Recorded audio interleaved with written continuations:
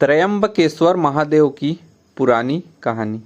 त्रयंबकेश्वर महादेव ज्योतिर्लिंग भगवान शिव के 12 ज्योतिर्लिंगों में से एक है, जो महाराष्ट्र के नासिक जिले में गोदावरी नदी के उद्गम स्थान ब्रह्मगिरी पर्वत के पास स्थित है। इस पावन मंदिर और गोदावरी नदी के धरती पर आने की कहानी बेहद पौराणिक और चमत्कारी है। यहाँ त्रयंबकेश्वर महादेव की संक्षिप्त कहानी दी गई है। पहला, ऋषि गौतम का आश्रम और अकाल।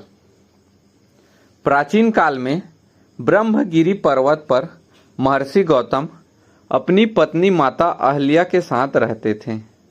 एक समय वहाँ भयंकर अकाल पड़ा, जिससे चारों ओर त्राही त्राही मच गई।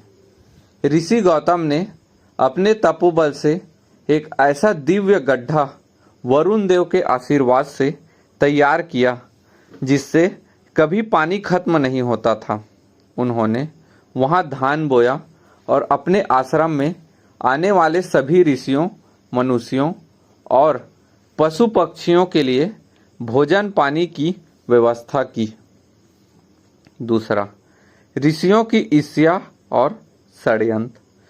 ऋषि गौतम की बढ़ती कीर्ति को देखकर कुछ अन्य ऋषियों को उनसे ईर्ष्या होने लगी। उन्होंने गौतम ऋषि को नीचा दिखाने के लिए एक षड्यंत्र रचा।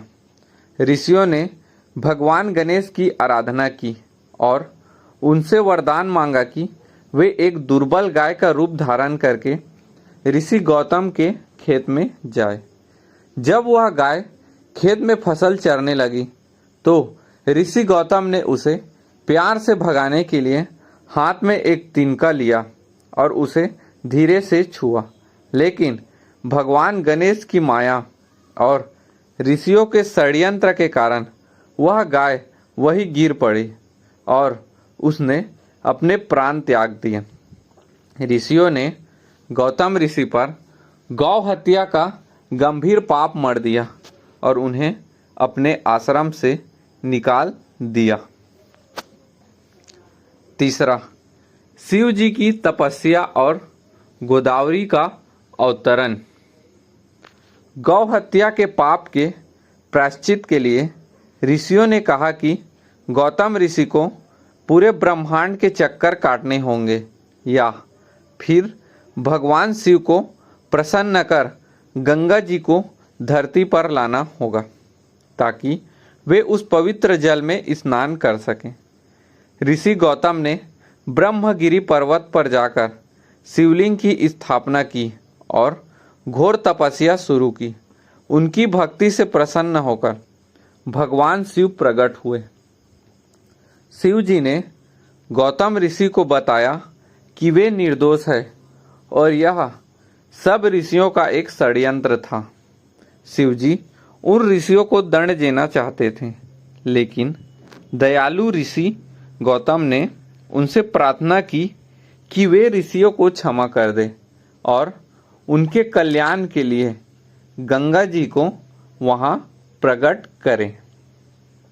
चौथा, त्रयंबकेश्वर ज्योतिर्लिंग की स्थापना।